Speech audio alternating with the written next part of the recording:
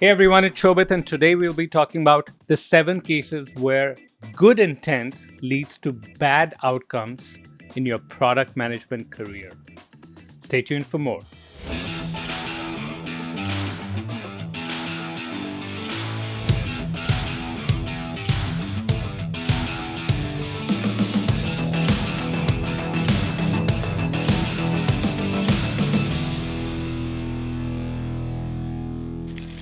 Case number 1. You want to ultimately work for a Facebook, a Google, a Amazon, a Microsoft, and you say, my next role is going to be with a smaller company. Why? Well, I've heard this many times. And the number one reason why people say that is because they want to not yet play at the big leagues. No, not yet play in the big leagues. They think that, oh, why don't I go somewhere where I'll be like the top PM and I'll have a lot of chance to learn a lot, I'll have a lot more impact, and then I can go apply at Facebook and Google and say I have this awesome experience that I want to use. The intention's great. The intention is I want to get an environment where I'll be able to learn a lot. But often the outcomes are really bad. And this is one of the things that I've been very open about. If I had to go back in my career, I would switch things around. So I started as a product manager in startups, even was managing people there. Then I went to larger companies. I went to Google, I went to Twitter. And I wish I had done the reverse, because the amount of learning, mentorship, growth you can get quickly at larger companies in terms of basic product management practices, that can absolutely happen at smaller companies, but it's harder. Very often, things are more chaotic. It's unpredictable how good of a support system you will get. Your manager might be absolutely amazing or might just suck. You never know. While going to a modern company like a Google, Microsoft, Amazon, you're much more likely to find someone who's amazing or who's at least good and can support you through your initial growth as a product manager. So this intention, while it's good that I'll go work at a small company, I'll have more impact, I'll learn quickly, and then I can go go work at larger companies, that's holding people back. And more often than not, it's coming from a place of fear that they will go to that large company and they'll basically be an imposter. It's the classic imposter syndrome at work, and it's good intention leading to bad outcomes. Number 2 is chasing certificate programs. There is nothing more worthless than a product management certificate. In fact, if you want one, just message me and I'll just take a Canva template and say certified product manager, put your name, and you're done. What happens is most people are chasing this dream of, hey, look, once I get certified as a product manager, people will think I'm serious about it. People will think that I know a lot. But I go back to my work at Google. I look around. I couldn't find a single person who was a certified product manager. They hadn't done any of these certified product owner certifications. They hadn't done product school and all these things that give you certificates. Those are not useful. Because ultimately what people want when they want to hire you as a product manager is they want to know, have you done work that is relevant to product management? So rather than wasting your time on certificates, you can do 2 things. Number 1, chase or go after learning because you want to learn. Not because you want that certificate, but because you genuinely want to learn. Second, I'll actually mention 3 things. Second thing is build up your skills by getting as close to real life experience as possible as a product manager. For example, somebody I'm working with, they just went to their friend who runs a startup and said, how can I help you in a way that it helps me gain at least some experience of product management? And so they worked out something that was mutually beneficial. And then last but not least, learn how to position your current experience towards landing a product management role or towards landing your next product management role. Because I've found over and over again that almost everyone has done some work relevant to product management. They're just not positioning it right. And that's what you have to get right. So give away this intent of you actually needing this product management certificate, and instead go chase your real dreams. Good intent number 3, getting an MBA. Now, it's ironic that I am going to talk about MBAs in a negative sense, given that I went to Kellogg School of Management for my MBA, and literally tomorrow, the day after I record this, I'm headed to my 10-year reunion of the Kellogg class. So, where is an MBA good, and where's the intent good, and where is it bad? So, an MBA is awesome to build connections and to change your perspective. So, if you want to go after an MBA degree for those reasons, for your long-term career success, it's worth it.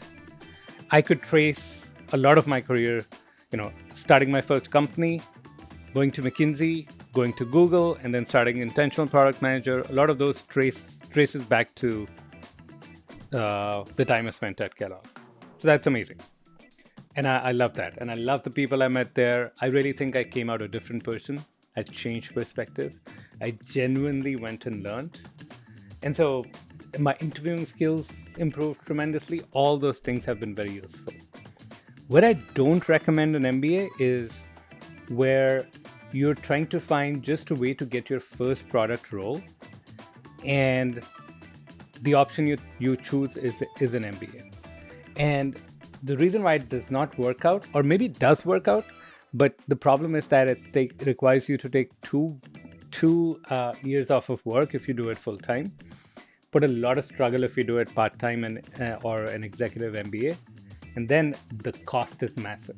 So ultimately, for most people, you're looking at, let's say, an expense between $200,000 to $500,000. You have to question yourself, is that worth it in the long term, in your long-term career? Because maybe it is, maybe it is not. But from a short-term perspective, there's much cheaper and better ways of actually moving to product management for most people. So an MBA, if the intent is right, it's to gain that change in perspective, change in knowledge, combined with that network, it's great. But if it's purely to transition into that product management role, talk to me. There's much better ways of being able to do that. Now, I would say something else in addition to that. When people are going and getting their MBA, the school they are going to really, really, really matters. Going to a Harvard, a Wharton, a Kellogg, a Stanford, a Booth, Sloan, all these schools, they could be game changers for your career. But if you went and did that same thing, MBA from a tier 3 school, no, I want to offend anybody who's going there, but just keep in mind the value is drastically different. I mean, so much of it also comes down to branding. You're going and telling someone I went to Harvard for my MBA, that means something. And so, because they're self-selective, and now you kind of have won something by proving that you got into Harvard. So I didn't get into Harvard, by the way, just so you know. So those are the things that really, really are important. So getting an MBA, often well-intentioned, does not always lead to good outcomes. Next, good intent that leads to bad outcomes is needing to be nice to your manager. So over and over again, I've worked with clients that I coached where they really wanted to do the right thing per their manager. And what they thought that the right thing was to work like crazy to do everything that's possible, everything that the manager laid out for them. And then at the same time, drive themselves crazy. And at the same time, if there was any bad news or something, just keep it to themselves, to not talk about it, to just never raise it up with the manager. And what that leads to is frustration, burnout, miscommunications, lack of career growth. What actually the intent is good, be good to your manager, be nice to your manager. But the way you achieve that is through excellent communication, through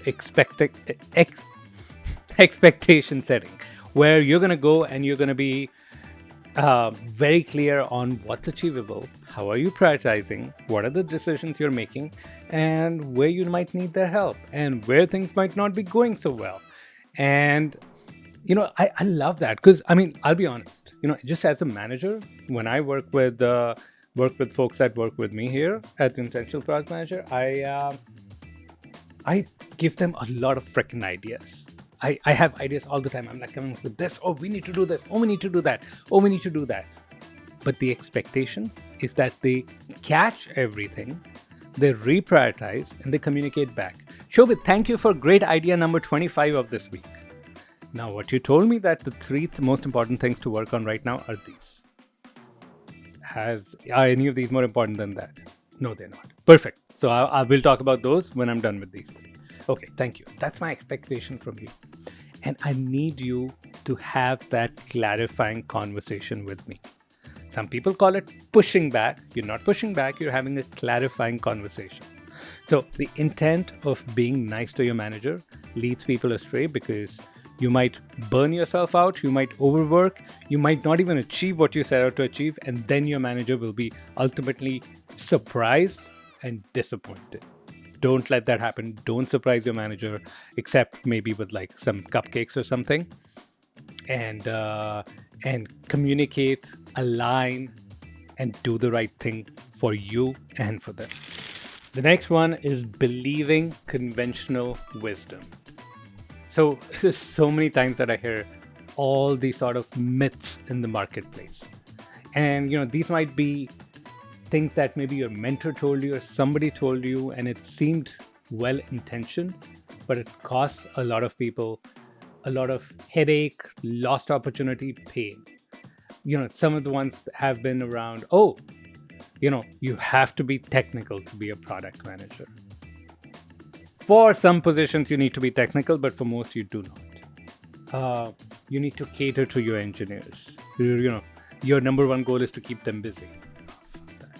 That's not a great thing. Or you need to be, you need to defer to your manager. I'll talk more about that in the next myth. But there's so many cases where just some conventional wisdom leads people to make decisions for the rest of their career that when I talk to them, we just fix right away. We're like, that is not proven. Let's build an opposite belief and work from that. So your beliefs are very powerful. They're often driven by conventional wisdom. Instead, go for first principles. Always question beliefs. I am not capable of getting at Google. Okay, who all thinks I'm not capable of getting at Google? What other people have gotten into Google? Were they any better than me? Really deconstructing those beliefs and bringing down to first principles really, really matters. And so sometimes the good intent of making fast decisions based on good advice from mentors could lead to really bad outcomes in your career. I'll give you one example before I go. So if I had believed that, I would have always believed that coaches, that's like a lifestyle business. They settle in for something not too good. They weren't successful otherwise. They don't make much money. And if I had believed that, then really Intentional Product Manager would not have existed, because I would not have left Google and gone and started something of my own with the intent of, staying not poor, but just like taking a cut in my compensation. That just would not have happened. None of the impact would have happened. So it really matters what advice you listen to and where you go and listen from first principles and reason from there. Next, good intention. Making decisions from where you are rather than where you want to be. Some of the best product managers, leaders that I've met, they make decisions not from a perspective of where they are right now. They're a senior PM, they have some sort of a good charter. They're making decisions already in their career from the inevitability that they're going to be the chief product officer of a major company someday. They're investing, treating that as a given. They're investing with that, they're growing like that, they're acting into that. One of the most important things someone told me is, like people often say, oh, fake it till you make it. Nobody can fake it till you make it. Because the moment you tell your brain that shit, I'm gonna fake it, it tells you, oh, so it's fake. So we're not gonna make that happen. The thing is, you have to be as if you have already achieved your goals. You're not faking it, you're acting as if you've already achieved your goals. Even acting is a bad term. You're just being. You're being that person that you desire to be. And that changes everything because that trains your subconscious, your brain, and tells it, I'm going to act. I'm going to, all my actions will be like that. All my beliefs will be like that. And I'll make decisions from that certainty. And then things start to happen. But if you act and you pull back on actions, like, hey, if I was chief product officer, this is what I'll do, but I'm not. I'm senior PM, so this is what I should do. I should not invest too much in my career. I should not, go and try to reach out and have a chat with somebody else more senior. I should just stay within my shell. That, it's sort of good intent because you're saying, hey, I should behave like I am right now. Not a bad intent. But there's other people there who are at the same level, but they're acting as if they're already chief product officer. They're being as if they're already chief product officers. Not from ego perspective, but from an action intent setting perspective. And they're going fast through their career. They're just they're on a rocket ship. So be as if you have achieved your goals, you're already at the position you want to be at, and then act or do your actions from those rather than making decisions and taking actions from where you are right now. Good intent, it's getting things right or doing things right. Bad outcome, you keep waiting forever. There is no good or no right way to do product management. There is no right way to excel in your career. The wrong way is to not act. And I see people who are sort of stuck in this one loop where they're like, I still don't have something, so I cannot take the next step. I've not yet made data-driven decisions, so I cannot go apply for director role. I've never managed people, so I cannot be VP right now. I have to go do that and sort of figure it out. Or I'm making so much money, so I shouldn't ask for so much because it's not right. So they're just waiting to do things right. I don't know if I'm fully confident, so maybe I shouldn't talk to Shobit, and so I shouldn't apply to intentional product manager. So I shouldn't go to Google yet. Maybe I'll just wait for the right time. That right time never comes. Take action right now. Take action right now. Don't worry about getting it right or don't worry about the right time also. And you'll see that the outcomes that you achieve in your career will be dramatically different.